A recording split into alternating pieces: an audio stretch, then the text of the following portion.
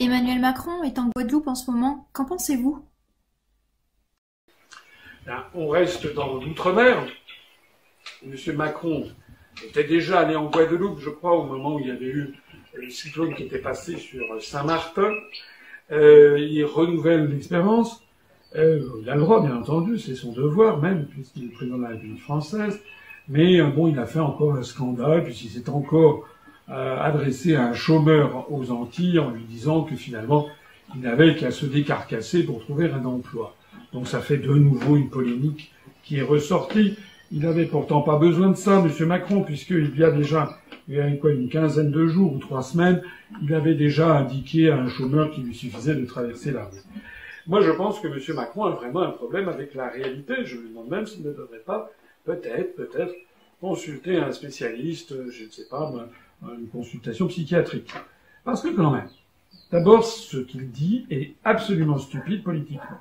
Il ne peut que continuer à s'enfoncer dans les sondages de popularité. On a d'ailleurs appris aujourd'hui même qu'il avait encore baissé dans les sondages de popularité. Non seulement c'est stupide politiquement, et ça exaspère une partie importante de la population, mais c'est également faux. Parce que il faudrait quand même arrêter. Bien sûr qu'il y a des désajustements, comme on dit, dans l'emploi. Il y a certaines filières qui ont du mal à trouver des employés, et d'autres qui, en revanche, sont surchargés.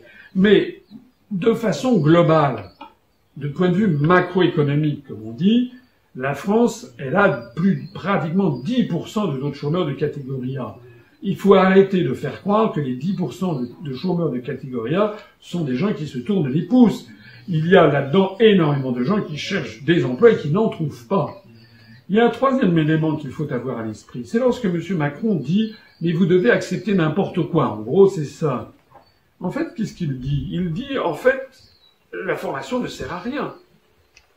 On ne peut pas avoir à la fois un État qui dit dans le monde d'aujourd'hui, il faut que vous soyez formés, que vous ne partiez pas dans le marché de l'emploi comme ça, on va vous former à tel ou tel métier d'avenir.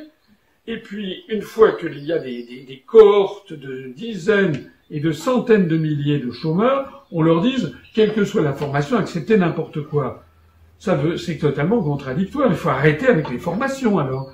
Il faut que, si des ingénieurs doivent accepter des emplois dans la restauration, si des horticulteurs doivent accepter des emplois dans la plomberie, ça veut dire qu'en fait, la formation ne sert à rien, ou alors que le système scolaire est complètement défaillant et oriente des gens vers des filières qui n'ont aucun débouché. Il y a quand même un gros problème dans ce cas-là. Encore une fois, j'y reviens. La réalité, c'est que nous avons une mauvaise politique macroéconomique. Nous avons un euro qui est trop cher. Trop cher pour la métropole, trop cher, a fortiori, pour les fragiles économies de l'outre-mer. Que ce soit la Guadeloupe, où M. Macron vient de s'exprimer, mais que ce soit la Nouvelle-Calédonie, d'où je parle en ce moment. Nous avons un euro qui est trop cher, même si en Calédonie c'est le franc Pacifique, il y a un lien fixe avec l'euro. La première chose qu'il faudrait faire pour redonner de l'emploi en France, c'est sortir de l'euro, renouer avec le franc, avec une politique monétaire nationale, avec des taux d'intérêt qui ne soient pas dirimants, et avec un taux de change du franc vis-à-vis du dollar qui se déprécierait de 10 à 15%.